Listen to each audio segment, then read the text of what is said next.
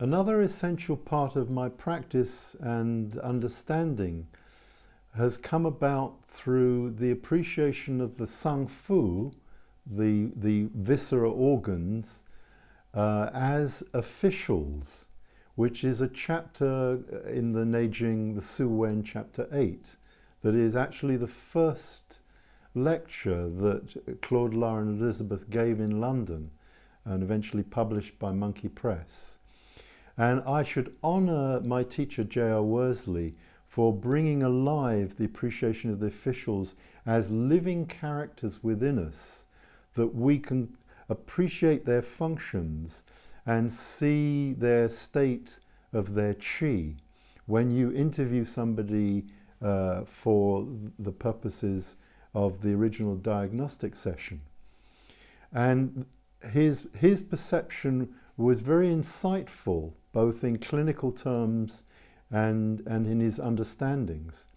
But it's been immeasurably widened and deepened by the translation and commentary on that particular chapter, which sees the officials as a working bureaucracy under the united leadership of the heart. And the chapter talks about, it's a question from the Yellow Emperor, talks about the not merely understanding the responsibilities, but understanding the interrelationships and the hierarchy of the way in which this bureaucracy within us is functioning.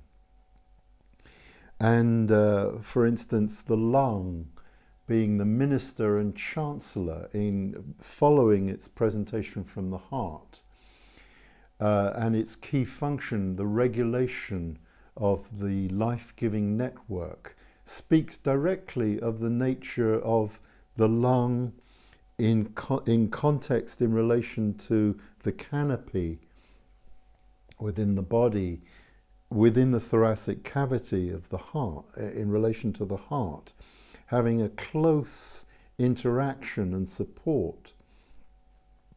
And one of its main functions being the giving of the essential rhythm of life through the network of the pathways and through the whole nature of the pacing and rhythm of qi within the body.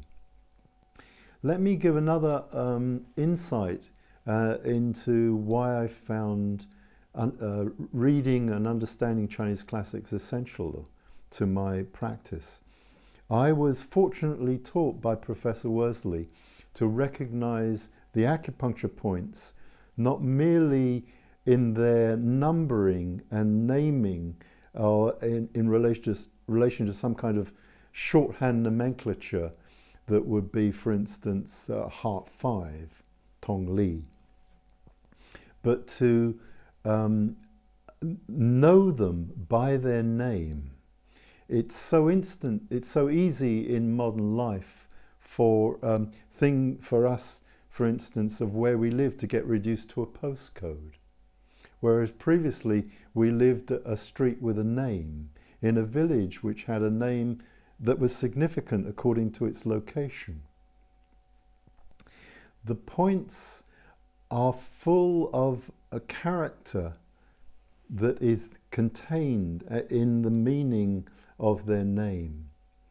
And that is a whole breadth of understanding that enriches the practice of acupuncture.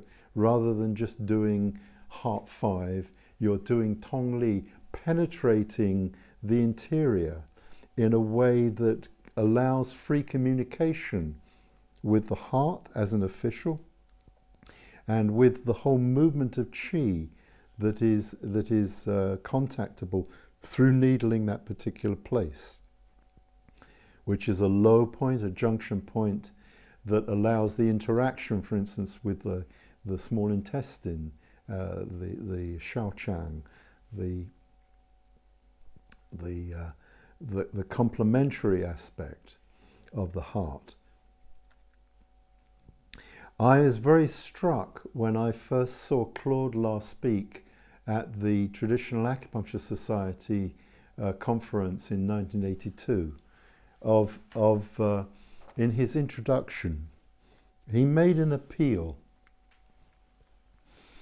He says, I appeal to all schools who aspire to following the Chinese traditions, not to perpetuate their personal inventions, right as they may be, but to come back to the roots of the Chinese classics and to the understanding that is contained.